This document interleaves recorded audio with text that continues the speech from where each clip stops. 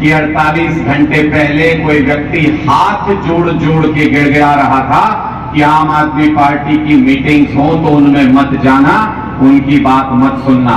और आज उस नेता के मुंह पे तमाचा मारा पाल समन के लोगों ने यहां पे इतनी बड़ी तादाद में पहुंच के। क्या समझते हैं ये लोग? एक परिवार की पूरी मिल्कियत बना के रख दिया आदमपुर को।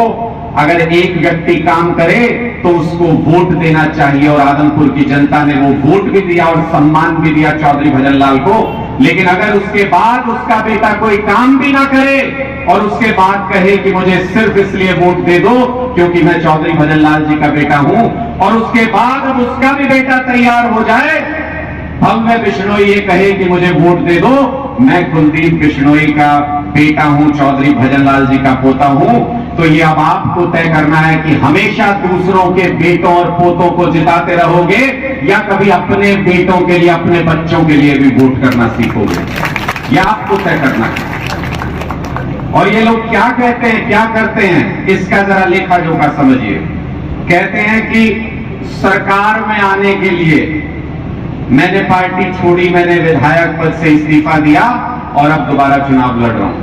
पिछले 24 साल से ये इस भुलावे में रखते आए लोगों को कि मैं मुख्यमंत्री बन सकता हूं। जिस भी पार्टी से चुनाव लड़े ये हमेशा ये मीठी गोली पकड़ाते आए आदमपुर को कि मैं मुख्यमंत्री का उम्मीदवार हूं, मुख्यमंत्री बन सकता हूं।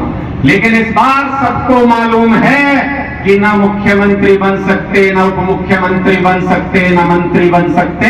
इस बार विधायक बनने के लाले पड़ेंगे, लाले आदमपुर विधानसभा को।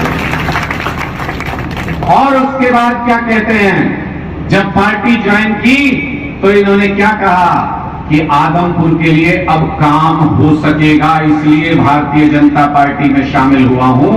मैं यहां इस मंच से कहना चाहता हूं कि अभी तो तुम्हारे हाथ जुड़वाए हैं कुलदीप बिश्नोई, घुटनों पे नहीं ला दिया तो कहना आम आदमी पार्टी नाम नहीं हमारा। ये घुटनों पे भी आएंगे, गिड़गिड़ाएंगे आपके दरवाजे पे आकर के कि एक बार और हमें वोट दे दो।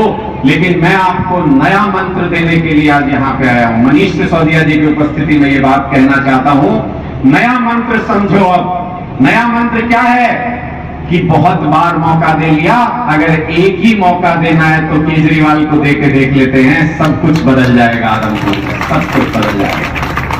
ये जितने सरकारी स्कूल बंद किए बैठे हैं, क्या कहते हैं, ये कुछ कुछ लोगों से बुलवाते हैं, बार बार ये कहते हैं कि शिक्षा पे राजनीति मत करो, शिक्षा पे राजनीति मत करो, शिक्षा पे राजनीति मत करो।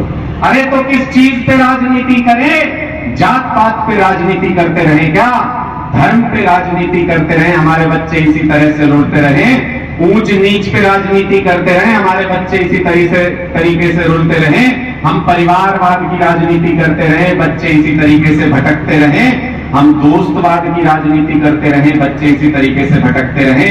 नहीं, आम आदमी पार्टी शिक्षा के ऊपर राजनीति करेगी, ये हम ठोक के कहते हैं और सीना ठोक के कहते हैं बिल्कुल कि शिक्षा पे राजनीति करेंगे और शिक्षा पे ये आदमपुर का उपचुनाव जीत करके दिखाएंगे।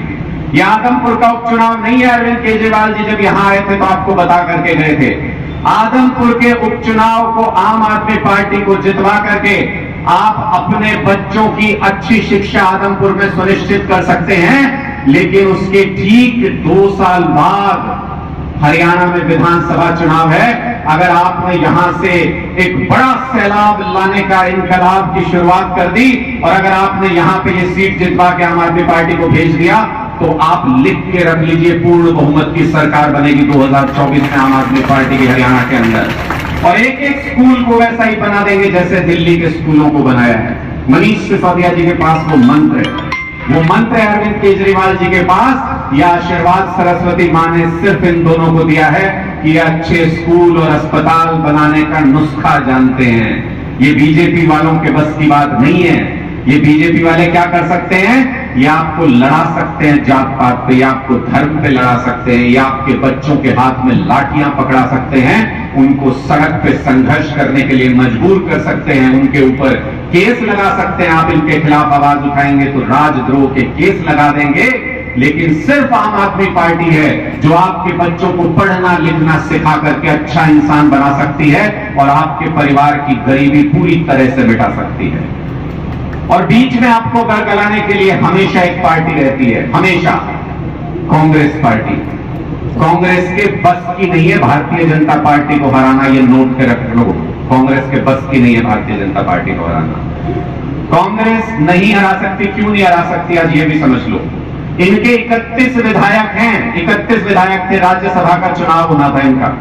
अपने ही राज्यसभा उम्मीदवार को अपने 31 विधायकों का वोट नहीं दिलवा पाई ये कांग्रेस पार्टी।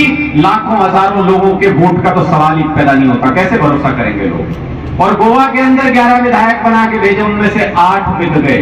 यानी आज ये समझ लीजिए कि एक भी वोट अगर कांग्रेस पार्टी को आपने दिया तो वो सीधा भारतीय जनता पार्टी के पास जाएगा, चाहे चुनाव से पहले चाहे चुनाव के बाद, ये नोट करके रखो। इसलिए अगर भारतीय जनता पार्टी को हराना चाहते हो, इसलिए अगर दादा लाइक तोड़ना चाहते हो, इसलिए अगर इस कुलदीप बिश्नोई की कड़ लगाना चाहते हो, तो सिर्फ आम आदमी पार्टी आपके पास ऑप्शन है।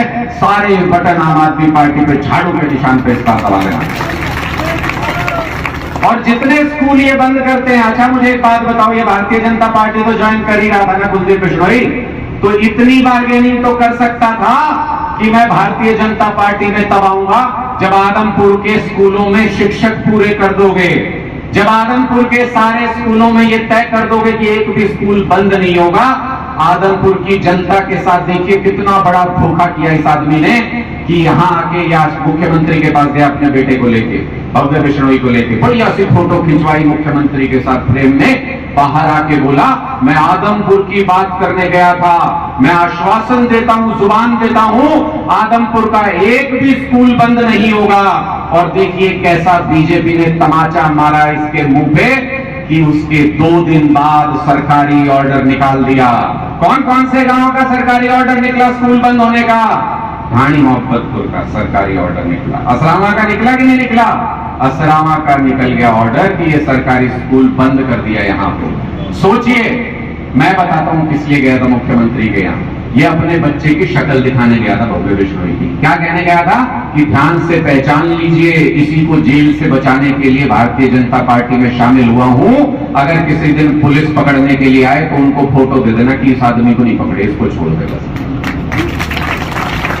अपने बच्चों को बचाने के लिए 200 करोड़ रुपए का इनकम टैक्स का केस चल रहा है कुलदीप बिश्नोई के ऊपर, और इसके पासपोर्ट जमा है, इसकी पत्नी के पासपोर्ट जमा है, सारे परिवार के पासपोर्ट जमा है। सुप्रीम कोर्ट कहता है अगर बच्चे को विदेश पढ़ने भेजना हो तो अपने सारे पासपोर्ट जमा कर दो, तब भेज सकते हो। जमानत पे गिरवी रख के पासपोर्ट अपने, तब बच्चे को विदेश भेज पाए। और वो पासपोर्ट लौटाने के लिए सुप्रीम कोर्ट में अर्जी लगाई, सुप्रीम कोर्ट ने अर्जी खारिज कर दी, बोले लुकआउट नोटिस है, पासपोर्ट लेके भी क्या कर लोगे, विदेश नहीं जा सकते तुम। तो इसका मतलब क्या कि अपने बच्चों के बारे में सोचता है कुलदीप बिश्नोई, उनको बचाने के लिए वो भारतीय जनता पार्टी में शामिल हुआ है। आप भी अपने बच्चों के बारे में सोचो, नहीं तो सड़क पे ऐसे ही रुलते फिरेंगे। और आज से 15-20 साल बाद जब जवान हो जाएंगे आपके बच्चे पोता पोती, तो आपसे पूछेंगे कि जब ये बदलाव की बयार पूरे हिंदुस्तान में बह रही थी, जब ये बदलाव की बयार हरियाणा में बह रही थी, तो आप लोग कहां सो रहे थे हमारा भविष्य दांव पे लगा करके। इसलिए आज आप लोगों से विनती है कि इस बार ठान लीजिए कि इस बार बदलाव लाना है। बहुत नौटंकी करेगा, तरह तरह के अलग अलग ड्रामे लेकर के आपके बीच में आएगा। हो सकता है कि आपके पैरों में भी गिरने लग जाए चुनाव नजदीक आते आते, लेकिन आज यहां से ये प्रण लेकर के जाइए कि एक बार अगर सोच लिया अपने बच्चों के भविष्य के लिए वोट करना है, तो फिर अपने बच्चों के भविष्य के लिए वोट करना है। भव्य बिश्नोई के लिए, कुलदीप बिश्नोई के बच्चे के लिए वोट नहीं करना है किसी भी हालत में। ये हमको तय कर लेना है। 1 महीना हुआ है आम आदमी पार्टी को यहां प्रचार करते हुए। मैं अपनी बात को विराम दूंगा ये बात कहने के बाद।